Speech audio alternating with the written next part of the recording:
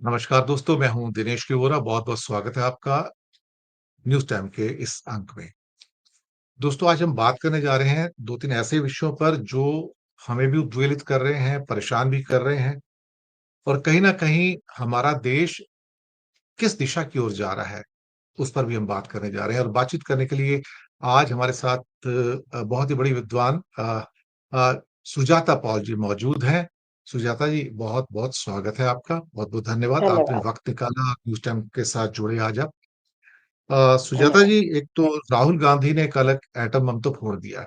अच्छा खासा भांडा फूटा है, और खलबली मची हुई है मोदी सरकार के अंदर और खास तौर से चुनाव आयोग दोनों के अंदर। और चुनाव आयोग बड़ी बड़ी बातें कर रहा है, सती सावित्री बनने की कोशिश कर रहा है।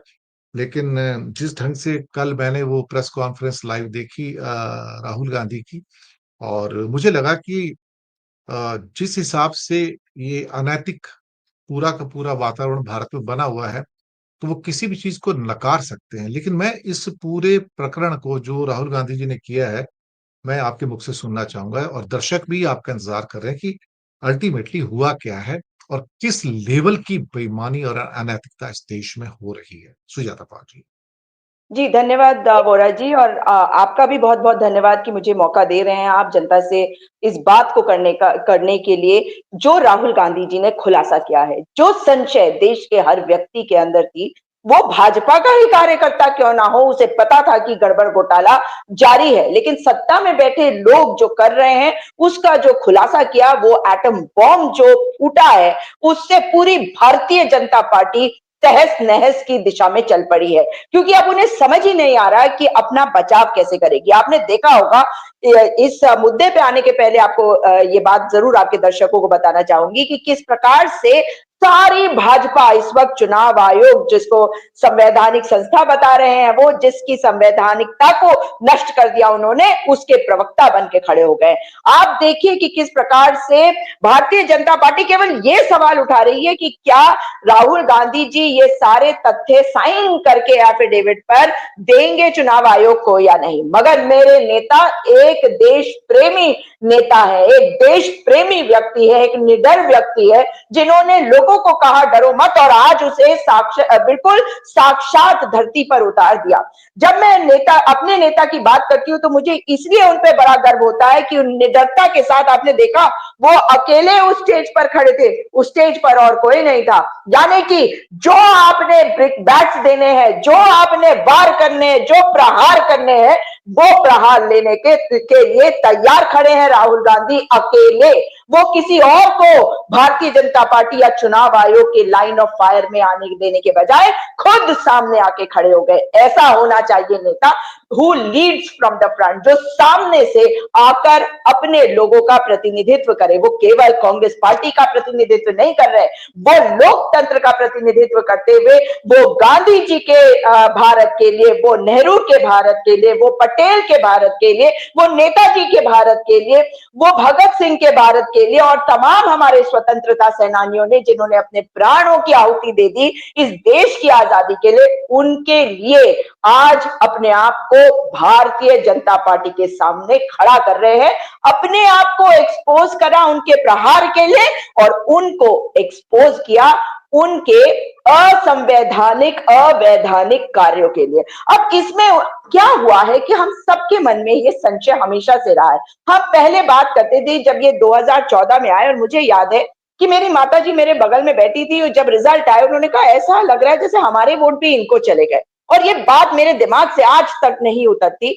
और आपको याद होगा उस वक्त 19 लाख जो ईवीएम थे उसके बारे में बात हो रही थी, तो पूरा का पूरा ध्यान उधर की तरफ चला गया कि ईवीएम में हो रही है गड़बड़ी। और ये आप और मैं अच्छी तरह जानते हैं कि जो गड़बड़ी उसके बाद के चुनावों में हमने देखी, वो कहीं इससे ज्यादा बड़ी दिखाई दे रही थी। कुछ गड़बड़ घोटाला हो रहा था, और इस गड़बड़ घोटाले की शुरुआत हुई जब इन्होंने पन्ना प्रमुख बनाए। यानी कि एक एक पन्ना का प्रमुख, वोटर लिस्ट के पन्ने का प्रमुख बनाने का काम जब अमित शाह जैसा व्यक्ति करता है, तो उस पर संशय होना निश्चित था। और उन्होंने उसमें जो नाम कटवाने शुरू करे, वो भी आपने और मैंने देखे, उस पर कई बार हमने चर्चा भी करी। और उसमें जो नाम थे उनको हटाने का काम करते करते जब वो आज इस कगार पे पहुंचे कि 400 पार का नारा देकर उन्होंने वो 400 पार नहीं कर पाए, तब वो सवालों के घेरे में आ गए और ये बात साफ और हो गई कि उनकी मैनिपुलेशन बहुत लार्ज स्केल पे होने के बावजूद काम नहीं कर रही है। इसलिए वो इतने हड़बड़ा गए कि जब बिहार के चुनाव के पहले एसआईआर की उन्होंने बात करी, तो उसके जस्ट पहले हमने देखा कि लोकसभा में भी आपसे मेरी एक बार वार्ता हुई थी, मैंने आपके कार्यक्रम के पहले आपसे कहा था कि मुझे नहीं लगता कि इनको 120 से ज्यादा सीटें मिल सकती हैं, मैक्सिमम जाएंगे तो 180 अगर फेयर इलेक्शन हुए, और फेयर नहीं हुए तब ये 270 तो फिर भी नहीं छुएंगे। आपको याद होगा, इस पे हमने बाद में चर्चा की, इस बात को इसलिए नहीं कहा क्योंकि ये तथ्यहीन बात लगती उस समय, लेकिन आज वही बात सामने कैसे आती है, क्योंकि पूरे देश में हमने देखा महाराष्ट्र के चुनाव के पहले हरियाणा के चुनाव में जो रिजल्ट आए, जो महाराष्ट्र में चुनाव आए, और मैंने बहुत करीब से उत्तराखंड में देखा कि किस प्रकार से उत्तराखंड में नगर निकाय चुनाव में, पंचायत के चुनाव में जो लोगों के नाम थे वो किस तरह से मैनिपुलेट करे गए। नगर निकाय के चुनाव में मुझे लोगों के फोन आने शुरू हुए और मैं इधर उधर दौड़ती रही और ये नहीं समझ में आ रहा था कि हो क्या रहा है। लोगों के एड्रेस बदल दिए गए, मतलब रोड बदल दिया गया, एक ही एरिया मगर रोड बदल दिया। तो जब आप अपना आधार दिखा रहे थे वहां पर अधिकारियों को, तो वो कह रहे थे आपका वोट यहाँ नहीं है, नहीं नहीं आपका रोड दूसरा है, आप दूसरे बूथ पे जाइए। तो लोग इधर से उधर दौड़ते रहे और मुझे बड़ी खुशी होती है आपको ये कहते हुए, दुख के साथ कह रही हूँ, लेकिन खुशी इस बात की थी कि लोग दौड़े एक बूथ से दूसरे बूथ अपना वोट डालने की कोशिश करते रहे। मतलब वो चाहते थे कि भारतीय जनता पार्टी ना आए, लेकिन वो कामयाब नहीं हो पाए क्योंकि मैनिपुलेशन इस स्तर पे था। उसके बाद कोई जवाब नहीं। उसके बाद पंचायत चुनावों में मैंने देखा कि हमारे यहाँ के कुछ पत्रकारों ने लिखना शुरू कर दिया कि अरे इतनी सारी गाड़ियां गांव की तरफ क्यों जा रही हैं, ये जाके वहां वोट करेंगे फिर चले जाएंगे। अरे गांव वालों, तुम्हारा वोट जो है वो तुम्हारा भी नहीं रहा, क्योंकि बाहर से जो लोग आए हैं वो वोट देके चले जाएंगे और आखिर में तुम्हें अपने इस पंचायत सदस्य को झेलना पड़ेगा और काम नहीं होगा तो उसका दोषी कौन। ये सवाल उठ रहे थे, यानी कि वो भी ये मान रहे थे कि बाहर से लोग आ रहे हैं। मैं आपको बता रही हूं कि जब नगर निकाय के चुनाव हुए तो उत्तराखंड में देहरादून का अगर स्पेसिफिकली बताऊं, और ये हर जगह था कि एक एक घर में कई कई वोट किराएदार बने बैठे हैं और वही लोग जाकर दूसरी जगह पर इलेक्शन लड़ने की तैयारी कर रहे थे पंचायत चुनाव के दौरान। तो इसका मतलब 2 वोट की तो बात यहीं आ गई। और आपको याद होगा नवंबर में हमने इस बारे में बात करी थी, अक्टूबर नवंबर में, कि कैसे फ्लोटिंग वोटर्स तैयार हो गए। और उत्तराखंड प्रयोगशाला है तो यहाँ पे वोट देंगे, एक से दूसरी जगह, दूसरी से तीसरी, तैयारी हो गई। उसके बाद ये जाएंगे मुजफ्फरनगर, मेरठ, फिर वहां से किसी और राज्य में। और आज मेरे नेता राहुल गांधी जी ने इस बात को तथ्यपूर्ण तरीके से ऐसा पेश किया है जिसमें कई ऐसे जो जगह हैं उनको स्टडी करने की कोशिश करी गई कर्नाटका में, अलग अलग जगह। मगर कर्नाटका में हमारी सरकार भी है। हमने जब चुनाव आयोग से कहा कि हमारे को वोटर लिस्ट दो, हमारे को सीसीटीवी फुटेज दो, तो सीसीटीवी फुटेज तो 45 दिन में उन्होंने नष्ट करने के आदेश बना दिए। नया रूल बन गया, यानी कि आप देख नहीं सकते कि कौन आ रहा है। हमारे लोगों ने बूथों पे बैठकर ये बात कही थी कि 5 बजे के बाद तो इतने लोग थे ही नहीं। महाराष्ट्र की बात बता रहे हूँ, पता नहीं वोटिंग परसेंटेज कैसे बढ़ गया, और आपसे बेहतर कौन जानेगा इस बात को। लेकिन उसके बाद देखिए जो वोटर्स लिस्ट दी, ये डिजिटल फॉर्मेट में नहीं दे रहे थे। ये अगर जैसे पीडीएफ में भी आप देंगे तो अगर फोटो खींच के दे रहे हैं तो आप उसको एकदम स्टडी नहीं कर पाएंगे कि ये नाम और कितनी जगह पे आया। अब इस कारण से केवल एक असेंबली सीट को स्टडी किया गया और पता चला गया कि चुनाव आयोग ने कैसे हमारे लोकतंत्र को तबाह करने की कसम खाई है। और इस वोट चोरी में जब हमने देखा कि किस तरीके से एक constituency, MP constituency, Lok Sabha constituency हम हारे थे, मगर हम कितने वोटों से हारे, और उसके बाद विधानसभा में केवल एक जगह पर जब चेक किया गया तो हम कैसे हार गए। अब इसमें जो बात करी गई वो है सेंट्रल बैंगलोर की सीट, और सेंट्रल बैंगलोर का केवल और केवल एक विधानसभा की सीट, जहां पर चोरी किए गए वोट इतने थे मतलब विश्वास भी नहीं होता। यानी कि हर हर विधानसभा में इन्होंने कितने झूठे फर्जी वोट बनाए होंगे, ये सोचिए। तो यहाँ पे अगर मैं बताऊं कि उन्होंने जब इस विधानसभा को स्टडी किया तो पता चला कि 1,02,050 वोट चोरी हुए, और वोट चोरी करने के 5 तरीके। पहला तरीका, आपने डुप्लीकेट मतदाता बनाए, और डुप्लीकेट मतदाता की संख्या देखिए 11,965, जो एक जगह नहीं कई कई जगह पे, 2 जगह नहीं कई कई जगह पे उनके नाम रजिस्टर, मतलब एक बूथ पे करो, फिर दूसरे पे जाओ, फिर तीसरे पे जाओ, उसी कॉन्स्टिट्यूएंसी के अंदर। तो एक व्यक्ति के एक से ज्यादा वोट कैसे हो सकते हैं? बाबा साहेब ने तो एक वोट हर व्यक्ति को दिया था, तो इतने सारे वोट एक ही व्यक्ति दे रहा है। भाजपा का फायदा ऐसे करवाया जा रहा था जानते हुए। इसी कारण से जो ओसीआर होता है, जो आप ऑप्टिकल रिकग्निशन का मेथड यूज करके आप पिकअप कर सकते हैं डिजिटल डेटा और चेक कर सकते थे, क्या ये चुनाव आयोग नहीं कर सकता था? कर सकता था। लेकिन इस कॉन्स्टिट्यूएंसी के अगर 11,965 वोटर्स थे, तो एक नाम ऐसा आया गुरकीरत सिंह डांग का, 116 बूथ नंबर, 124, 125, 126। इसी से पता चलता है कि आसपास के ही बूथ थे, जहां वो जाके एक जगह वोट कर रहा है, दूसरी जगह कर रहा है, कोई रोक नहीं रहा उसको। यानी कि निर्देश थे कि हमारे जो लोग आके जगह जगह वोट कर रहे हैं, उनको तुम वोट करने दोगे क्या? वो निशान इंडेलिबल इंक का, उसका भी कोई मतलब नहीं रह गया, आज नहीं रह गया। फिर आ जाते हैं हम दूसरे तरीके पे। दूसरे तरीके में देखिए, दूसरे तरीके के पहले एक और बता देती हूं। बूथ संख्या 458, 459, 513 और 321। अब एक ही वोटर, ये कौन से, ये अलग अलग बूथ जो मैंने आपको बताए हैं ना, वो एक ही राज्य के नहीं, वो अलग अलग राज्य के हैं। और इसमें अगर आप देखें कि ये 458 और 459 तो है ना कमाल, क्योंकि जब हम कह रहे हैं कि एक वोट किसी का महादेवपुरा, जो ये कॉन्स्टिट्यूएंसी थी, वहां पर है, इसके तो 2 वोट महादेवपुरा में थे, एक वोट मुंबई में, एक वोट लखनऊ में, यानी कि कर्नाटका, महाराष्ट्र और उत्तर प्रदेश तक ये फ्लोटिंग वोटर जाता है। तो आईडी क्या पता नहीं है हमारे चुनाव आयोग को? अब आ जाते हैं फर्जी पते की बात। आज इंडिया टुडे ने अपने रिपोर्टर को भेजा और एक फर्जी पता पकड़ा भी गया, और यही काम हमारे मीडिया का होना चाहिए, खोजी पत्रकारिता का, लेकिन उन्होंने नहीं किया। कांग्रेस पार्टी के नेताजी ने आज बताया, गांधी जी ने बताया, मेरे नेता राहुल गांधी जी ने, और इस बात को जो चेक करने के लिए जब वो गए, तो उनको पता चला कि उस जगह पर जहां 80 के करीब वोट थे, उसमें एक व्यक्ति बंगाल का डिलीवरी बॉय वो रहता है, वो 1 महीने पहले आया। अब किसी रेड्डी जी का ये एक कमरे का मकान, और उसमें 80 जो वोट थे, जिन्होंने वोट डाले होंगे, ये फर्जी वोट थे या नहीं? आपने देखा बिहार में कैसे हटा रहे हैं। इनको हटाने का काम क्या भाजपा को नहीं करना चाहिए था? जीता कौन? भाजपा। एक एड्रेस ऐसा भी था जहां 80 व्यक्ति दर्ज था, एक ही कमरे के अंदर, ऐसा भी था। बिल्कुल, एक व्यक्ति 80 कमरों में, 80 जगहों, एक ही व्यक्ति का नाम, नहीं 80 नहीं, व्यक्ति का एक ही जगह पे। हाँ हाँ, 80 व्यक्ति का, वही मैं बता रही हूँ आपको, वही वाला बताया। एक ही कमरा, एक कमरा छोटा सा, जहां 4-5 लोगों से ज्यादा ठूस के भी नहीं रह सकते, वहां 80 लोग। और वहां पे इंडिया टुडे की रिपोर्ट बता रही है एक व्यक्ति रह रहा है, बंगाल का, जो डिलीवरी बॉय का काम कर रहा है। ये बता रही थी मैं आपको।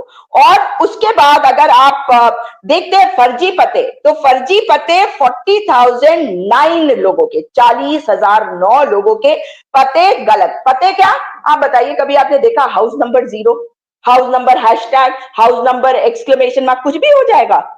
तो ऐसे फर्जी पते थे, और उसमें ये भी नहीं पता चल रहा था जब जांच करने के लिए कि कहां जाएं, किस पते पे जाएं। तो आप सोचिए कि कितना मुश्किल हुआ होगा, इसीलिए 6 महीने लगे इसका आकलन करने के लिए। अब आपने जो बोला एक पते पर जो थोक मतदाता है, उसका नंबर कितना था? 10,452। जो आप 80 वोटर की बात बता रहे हैं, वो मैं आपको बता चुकी, और एक और बताती हूँ। ये था बूथ संख्या 470 पे, और मकान संख्या 791 में 46 वोटर, 46 एक जगह पे कोई कैसे रह सकता? अगर आप उस घर की तस्वीर दिखाएंगे जनता को, तो वो हैरान हो जाएगी। और जो मकान संख्या 35 है जहां पे 80 वोटर है, जरा देखिए घर, ये छोटा सा घर। और जो दूसरा मैंने आपको कहा 47 वोटर्स, 46 वोटर्स, ये देखिए घर। मतलब कोई सोच नहीं सकता कि इतने लोग इस जगह पे पाए जाएंगे, और ये सारे के सारे महादेवपुरा के हैं। अब एक ही पते पर चलिए थोक मतदाता इन्होंने कर दिए, मगर ये कमाल देखिए कि 153 बियर क्लब मतलब जहां शराब बनाई जाती है, एक ब्रूअरी, उस ब्रूअरी में 68 वोटर, और उस पते पे जाके जब चेक किया गया तो ये निकला ये बियर्स बनने वाली जगह, यानी कि 153 बियर स्ट्रीट पे ब्रूअरी किचन लिखा हुआ है। यहाँ पे आप मुझे बताइए कि कैसे 68 लोग हो सकते हैं, 68 लोग कैसे आ गए। फिर कुछ में तस्वीरें क्लियर नहीं दिख रही थी, इतनी छोटी तस्वीर, तो उसको जूम करना भी बड़ा मुश्किल होगा अगर आप और मैं उसे निकाल कर देखने की भी कोशिश करेंगे। आप जानते हैं पिक्सेलेट हो जाता है, तो हमें तो क्लियर भी नहीं दिखेगा। उसमें 4132 लोग ऐसे थे जिनकी फोटोएं बहुत ही छोटी थी या वो क्लियर नहीं थी, तो समझ में नहीं आ रहा था। अब सबसे सबसे दुख की बात यह है कि जो फॉर्म 6, 7, 8 ये बड़े महत्वपूर्ण हैं रिप्रेजेंटेशन ऑफ पीपल्स एक्ट के तहत। फॉर्म 6 के तहत जो नए नाम जोड़े जाते हैं, यानी कि अधिकतर तो फर्स्ट टाइम वोटर ही होंगे, और तो कोई होगा नहीं जिसका ट्रांसफर हो गया वो अलग हो गया, लेकिन हाँ किसी ने सोचा कि मैंने कहीं पहले वोट दिया था, वो वोट कट कुट गया होगा, कई सालों बाद उसके ध्यान आया वोट दे दूं, वो भी फॉर्म 6 का इस्तेमाल अगर कर ले तो 33,692 मतदाता, पहली बार का मतदाता।